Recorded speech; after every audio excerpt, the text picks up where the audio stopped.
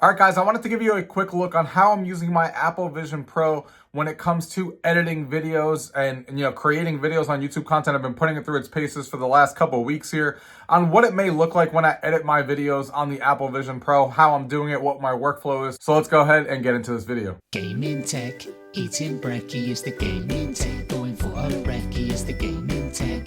Gaming tech is the gaming tech. Gaming techie. All right, guys, so here is my workflow that I wanted to show you guys real quick. As you guys can see, I have everything right in front of me. And what you see in front of you right here, this gigantic screen, is actually my Mac, which is sitting right here in front of me. I have a MacBook Pro. And the reason that you guys are seeing, so you guys see I'm in the 3D environment here. I'm mostly in it, as you guys can see.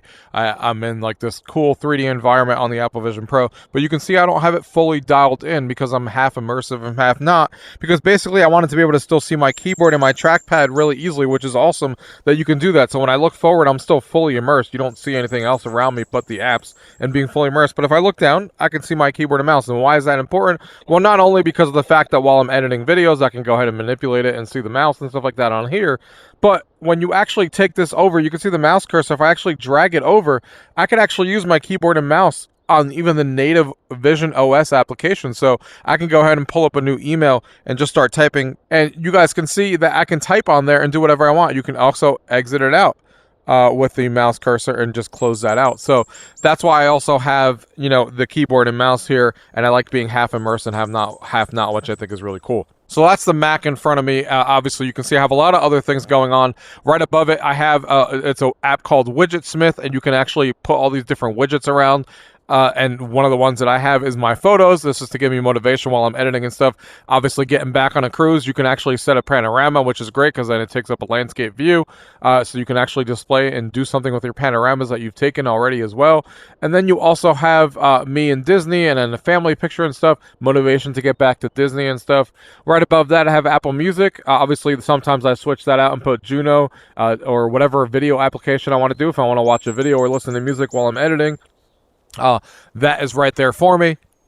Looking on the left, this is a fantastical calendar. So all of my events here are ready to go, showing me all of my different events from all my different calendars and stuff, as you guys can see, and showing me what's coming up. And then I have another widget over here on the side, which I really like, that shows me the time, and then also shows me the time and the weather right underneath it, and then also shows me upcoming events and reminders for the specific day if there was anything for today. But I really use that for the time right now and the weather right now, which is really cool. And then here on the right, like we said, this is obviously your email application that you have right here that I have ready to go. And then on the bottom, I also have the this is a news ticker, which is really cool. If I go to sports, if I go to entertainment or technology, whatever the case may be. And then if I were to, for example, open one of them, I can go ahead and click on it.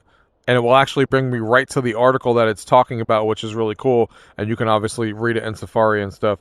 So this is a cool way to keep track while you're editing and stuff and just kind of minding your own business. You still have the news at the bottom ticking through. So while you're editing, if something piques your interest, you can kind of just open it up and take a look at it right here. So this is my workflow.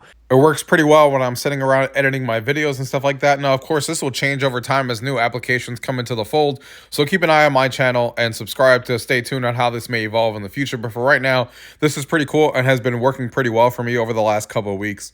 Thank you guys for watching. Until next time.